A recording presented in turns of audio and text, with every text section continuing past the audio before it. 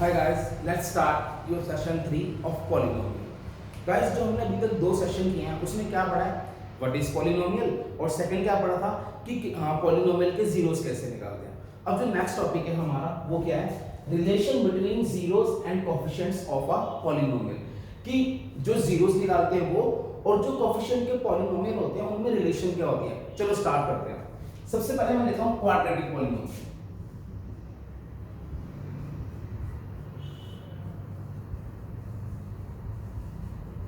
Quadratic polynomial, ठीक है guys.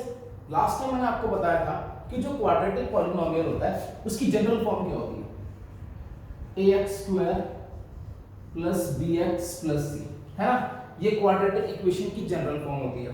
और हमने ये भी पढ़ लिया कि क्वाड्रेटिक पॉलिनोमियल के कितने जीरोस आते हैं, दो जीरोस आते हैं यार। तो उन जीरोस को यहां पर हम लोग let alpha and beta are the zeros of quadratic polynomial।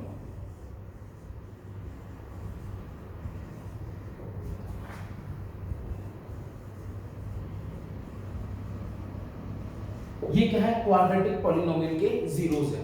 अब ना ये जो अल्फा और बीटा है गाइस, ये ग्रीक लेटर्स है, मतलब ग्रीक लैंग्वेज के क्या है, ये लेटर्स हैं। तो बस इनको याद कर लेना, अल्फा ऐसे बनता है और बीटा ऐसे बनता है, ठीक है। तो अल्फा बीटा क्या है, जनरली यहां पर जीरोस को डिनोट कर रहे हैं। जो x की दो वैल्यूज आती है ना, उनमें से एक वैल्यू को हम लोग क्या लेंगे, अल्फा, और एक वैल्यू को हम लोग क्या लेंगे, बीटा, ठीक है।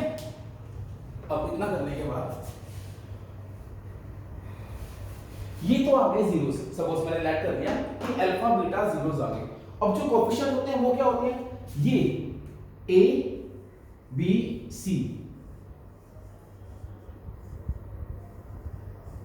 इन्हें हम लोग क्या बोलते हैं, कोएफिशिएंट्स ऑफ पॉलिनोमियल, ठीक है।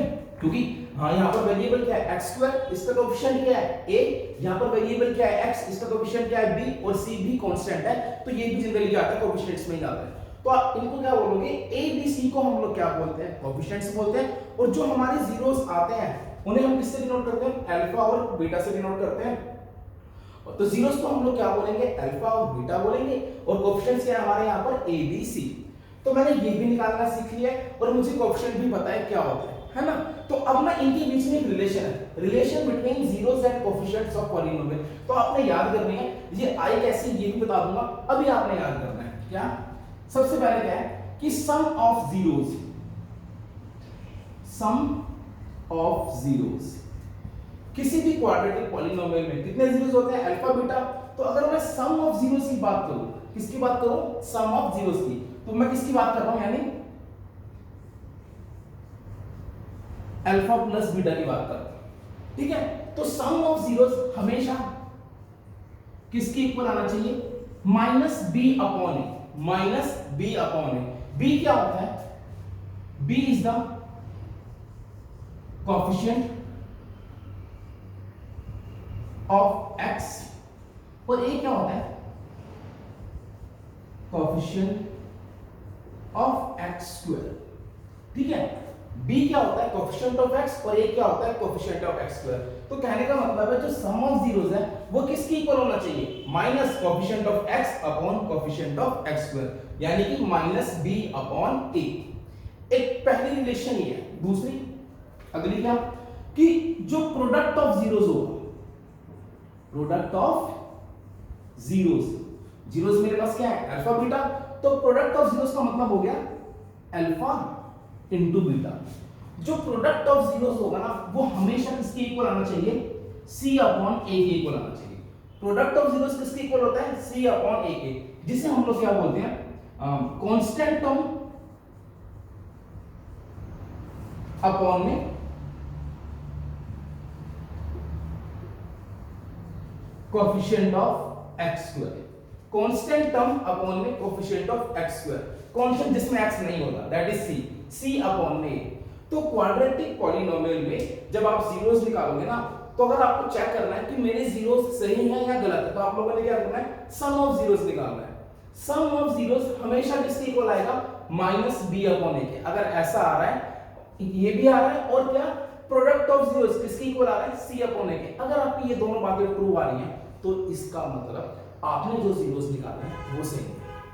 और इसे हम लोग क्या बोलते हैं, relation between zeros and coefficients of a polynomial. अभी मैंने क्या पढ़ाया है, क्वाड्रेटिक पॉलिनोमियल पढ़ाया है। अब इसके बेस पे क्वेश्चन करते हैं, जो तुम्हारे 2.2 का पहला ही क्वेश्चन है। मैं आपको इस बेस पे क्वेश्चन करके दिखाता हूं। इसे एक बार याद रख लेना कि सम ऑफ जीरोस क्या है, minus B upon A, product of zeros क्या है, सी अपॉन ए। चलो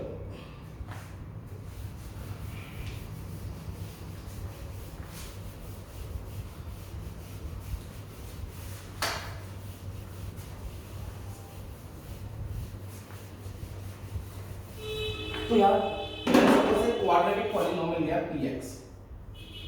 क्वेश्चन ये है, find the zero of a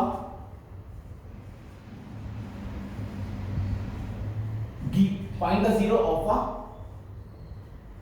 given quadratic polynomial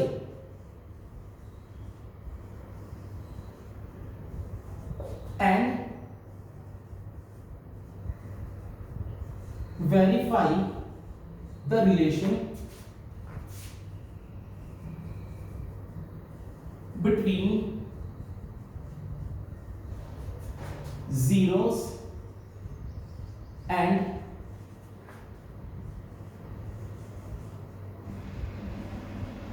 coefficients of polynomial। ये क्वेश्चन है और आपको पॉलिनोमियल गिवन है ये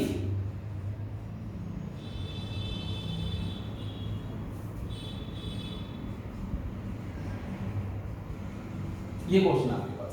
क्वेश्चन क्या है कि पहले तो इसके जीरोस निकालो और उसके बाद क्या करना है, जीरोस और कोएफिशिएंट के बीच में क्या करना है, रिलेशन को वेरीफाई करना है ना।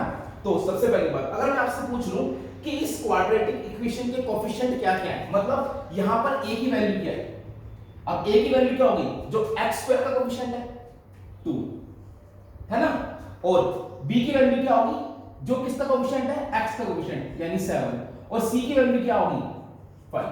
तो ये इसके कोएफिशिएंट्स हैं 2 7 5। याद करो यही तो मेरा क्वाड्रेटिक पॉलिनोमियल होता है। तो a क्या हो गया 2, b क्या हो गया 7 और c क्या हो गया 5। अब मुझे क्या निकालना है, इसकी जीरो, ये हमने निकालना सीखा है। तो 4 जीरो ऑफ पॉलिनोमियल। क्या करूंगा मैं, इसको पुट करूंगा जीरो, पुट px को जीरो, इसको मैंने जीरो पुट किया, 2x² plus 7x plus 5 equals to 0 आ गया। इसके फैक्टर करेंगे हम, फैक्टर आप करने आते हैं तो वही स्प्लिटिंग द मिलेटम, 2x² क्या चाहिए 5 2 10 चाहिए, अब मल्टीप्लाई करने पे 10 और ऐड करने पे 7, तो ब्रेक होगा 2 प्लस 5x प्लस 5। अब इतना करने के बाद ये बन जाएगा 2x² plus 2x plus 5x plus 5 equals to 0, ये बन गया। अब इतना करने के बाद इसकी पेयरिंग, इन दोनों से कॉमन क्या आया 2x, क्या बच गया x प्लस 1। ठीक है, इन दोनों में क्या कॉमन आ रहा है 5, क्या बच गया x प्लस 1। अब इसे फिर कॉमन निकाल लें, तो therefore either x plus 1 0 और 2x plus 5 0। तो x की वैल्यू कितनी आ गई -1 और 2x is equal to -1 और x की वैल्यू आ गई -5/2। तो x की वैल्यू एक तो -1 आ गई और x की वैल्यू क्या आ गई -5/2। अब मैंने आपको बताया था कि जीरोस को हम लोग किससे डिनोट करते हैं, अल्फा और बीटा से। लेट्स से इसको मैंने लेट कर लिया अल्फा, इसे मैंने लेट कर लिया beta. let alpha is equal to -1 and ऊपर लिखता हूं, किसी एक को अल्फा ले लो, किसी एक को बीटा। तो let alpha is equal to -1 and beta is equal to -5/2। किसी एक को अल्फा लेना है, किसी एक को बीटा। इतना करने के बाद अब मुझे क्या करना है, रिलेशन को वेरीफाई करना है। रिलेशन क्या थी देख लेना, पीछे आओ बैक करके देख लेना। अल्फा प्लस बीटा क्या होना चाहिए, माइनस बी अपॉन ए, और अल्फा इंटू बीटा क्या होना चाहिए, सी अपॉन ए। तो ठीक है, निकालते हैं alpha plus beta, that is sum of zeros. Alpha की वैल्यू कितनी, -1, और बीटा की वैल्यू कितनी, -5/2। तो अल्फा कितना आ गया, -1 प्लस -5/2, है ना। इसको मैंने ऐड किया, एलसीएम लूंगा -2, ये कितना आ गया, -7/2। अब मैं क्या निकालूंगा, माइनस बी अपॉन ए निकालूंगा। क्या निकालूंगा, -b upon A. Minus B का मतलब हो गया कोएफिशिएंट ऑफ एक्स। देखो b की वैल्यू कितनी थी, 7 थी ना, कोएफिशिएंट ऑफ x कितना है, 7, तो -7 अपॉन a कितना है मेरे पास, 2। अब चेक कर लो क्या -b upon a alpha plus beta के बराबर आया है, हाँ आया है ना, तो मैं इसको लिख सकता हूं। तो therefore -b upon a is equal to alpha plus beta. पहला प्रूफ। नेक्स्ट अब निकालूंगा product of zeros, that is alpha into beta. क्या निकाला मैंने, अल्फा इंटू बीटा। अल्फा कितना था, -1, और बीटा कितना था, -5/2। इन्हें अगर मैं मल्टीप्लाई करूंगा तो कितना आ जाएगा, 5/2 आ गया। अब प्रोडक्ट ऑफ जीरोस यानी अल्फा इंटू बीटा किसके बराबर आना चाहिए था, c अपॉन a। अब मैंने निकाला c अपॉन a, है ना। c अपॉन a क्या था, c कितना है 5, a कितना है 2, c अपॉन a कितना आ गया 5/2। क्या c upon a alpha into beta के बराबर आया, आ गया ना। तो क्या लिखूंगा, therefore alpha into beta is equal to c upon a। यही तो होना चाहिए था। तो इसका मतलब जो मैंने जीरोस निकाले हैं वो सही है, और मेरी रिलेशन क्या हो गई, वेरीफाई भी होगी। अल्फा प्लस बीटा किसके इक्वल आ गया, -b अपॉन a के, और अल्फा इंटू बीटा किसके इक्वल आ गया, c अपॉन a। तो आपका ये क्वेश्चन खत्म। जब भी कभी ये चीज आए कि find the zero of a quadratic polynomial and verify the relation between zeros and coefficient of polynomial, सबसे पहले क्या करना है, जीरोस निकाल दिए, किसी एक को अल्फा लेना है, किसी एक को beta. Let alpha is equal to -1, beta is equal to -5/2। तो पहले क्या निकालना है, अल्फा प्लस बीटा निकाला, फिर निकालना है -b अपॉन a। ये दोनों इक्वल आने चाहिए, जो मेरे इक्वल आ गए थे, -7/2, -7/2। अगले स्टेप में क्या निकालूंगा, अल्फा इंटू बीटा, है ना। अल्फा इंटू बीटा निकाला, फिर क्या निकालूंगा, c upon a। Alpha into beta किसके इक्वल आना चाहिए, c अपॉन a के। तो इसका मतलब मेरी जो रिलेशन है वो क्या हो गई, वेरीफाई। तो हेंस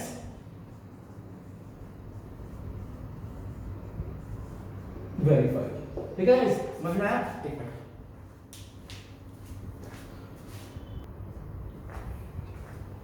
तो ठीक है गाइस, एक क्वेश्चन और करते हैं ऐसा ही, ठीक है। चलो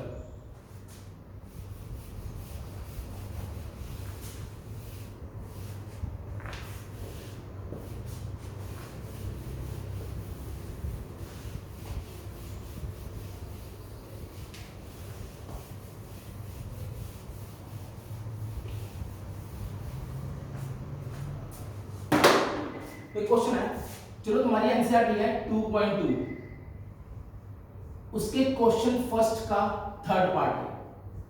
मुझे क्या गिवन है, मुझे गिवन है 6x² -3 7x। मुझे बोला है इस find the zeros and verify the relation. जैसे मैंने क्वेश्चन किया है ये सेम वैसी क्वेश्चन है, क्या करना है, जीरोस निकालने हैं और क्या करना है, रिलेशन को वेरीफाई करना है। तो ठीक है, चलो इसे लिखा मैंने px।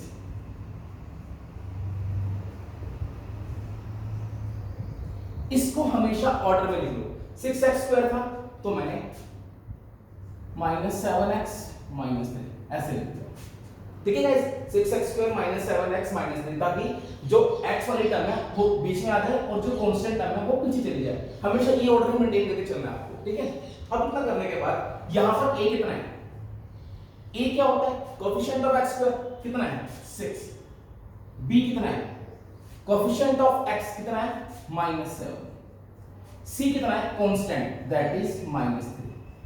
साइन भी साथ में लेंगे, ठीक है। 7 नहीं लिखना, क्या लिखना है -7, 3 नहीं लिखना, क्या लिखना है -3, साथ में साइन भी लिखने हैं। चलो नेक्स्ट, अब आगे 4 0 ऑफ पॉलिनोमियल, इस पॉलिनोमियल के लिए 0 के लिए चलो तो पुट करेंगे क्या, px को 0, तो ये कितना आ गया 6x square minus 7x minus 3 equals to 0। अब सेम वही splitting the middle term, minus 3 into 6 into minus 3 that is minus 18। Multiply करने पे क्या चाहिए माइनस 18 और ऐड करने पे क्या चाहिए माइनस 7, है ना। तो माइनस 7 मैं लिख देता हूं, ये आएगा माइनस 9 प्लस 2 आएगा, स्प्लिटिंग द मिडिल टर्म का कितना आएगा माइनस 9 प्लस 2। तो अब यहां मैं इसको ऐसे लिख सकता हूं 6x square minus 9x plus 2x minus 3, वो मैंने डायरेक्ट ब्रेक करके लिख दिया। अगर आपको लिखना है तो आप स्टेप बाय लिख लेना।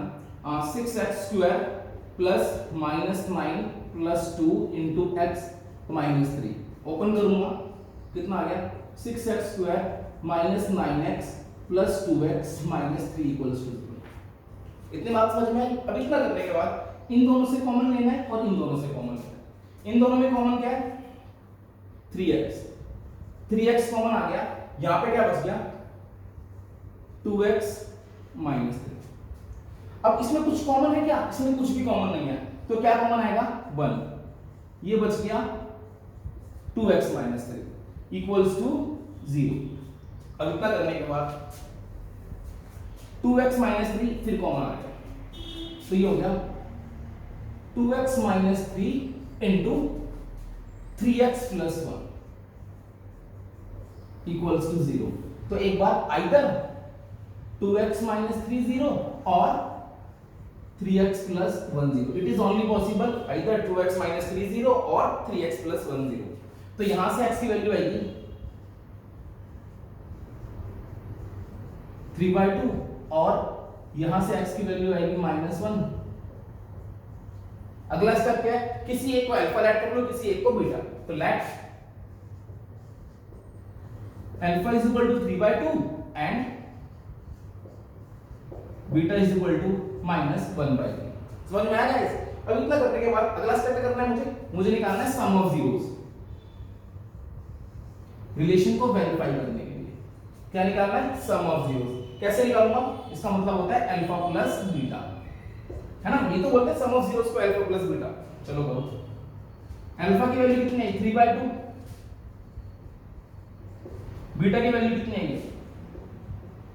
-1/3। इसको सॉल्व करते हैं। इनका मैंने एलसीएम लिया, कितना आ गया 2 और 3 का एलसीएम आ गया 6, तो 9 - 2 दैट इज 7/6। अब मुझे निकालना है क्या -b/a। -b/a निकाला तो b कितना था -7। बच्चे बहुत गलती करते हैं, एक माइनस तो ये है और b कितना है -7, तो -7/6 दैट इज कितना आ गया 7/6। इतनी बात समझ में आई। तो -b/a किसके इक्वल आ गया 7/6 के। क्या -b/a अल्फा प्लस बीटा के इक्वल आया, आ गया ना। तो लिखेंगे therefore -b/a is equal to alpha plus beta. पहले तो वेरीफाई। अगली कंडीशन क्या है, प्रोडक्ट ऑफ जीरोस।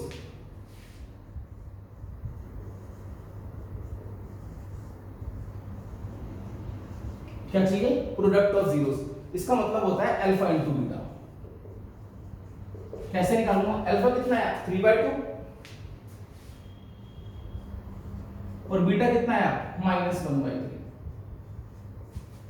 तो ये 3 से 3 कैंसिल, कितना आ गया -1/2। अल्फा इंटू बीटा कितना आ गया -1/2। अल्फा इंटू बीटा किसके इक्वल होना चाहिए c/a के। तो पहले निकाला c/a। c कितना है मेरे पास -3 और ये कितना है 6, -3/6 दैट इज -1/2। तो therefore c/a किसके इक्वल आ गया अल्फा इंटू बीटा के, तो हेंस वेरीफाइड।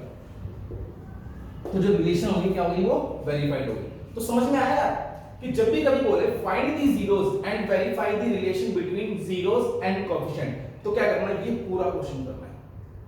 और एक बात और पता लग गई क्या, sum of zeros that is alpha plus beta किसके इक्वल होता है -b/a के।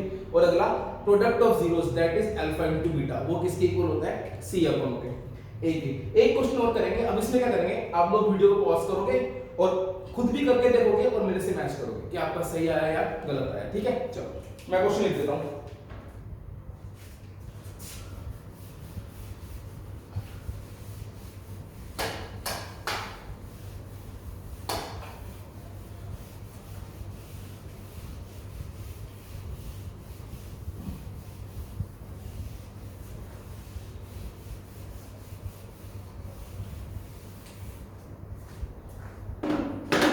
मैंने क्वेश्चन लिखा, सपोज मैंने आपको दे दिया पी टी दे दिया, कहने का मतलब है अब जो पॉलिनोमियल है वो इन टर्म्स होगा टी, टी स्क्वायर माइनस मैंने आपको 3 दे दिया, मुझे बोला find the zeros and verify the relation between zeros and coefficient. अगर आपको आता है तो वीडियो पॉज कर लो, नहीं आता देखना चाहते हो तो देख लो।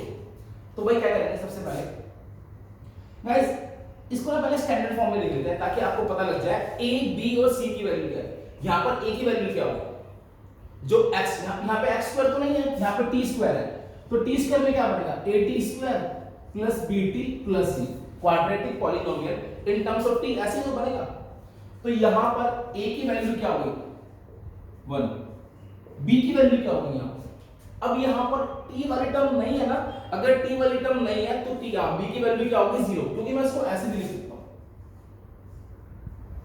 तो b की वैल्यू 0 और c की वैल्यू क्या होगी -3। तो कहने का मतलब है जहां पर जो टर्म नहीं होती उसका कोएफिशिएंट क्या हो जाता है 0 हो जाता है।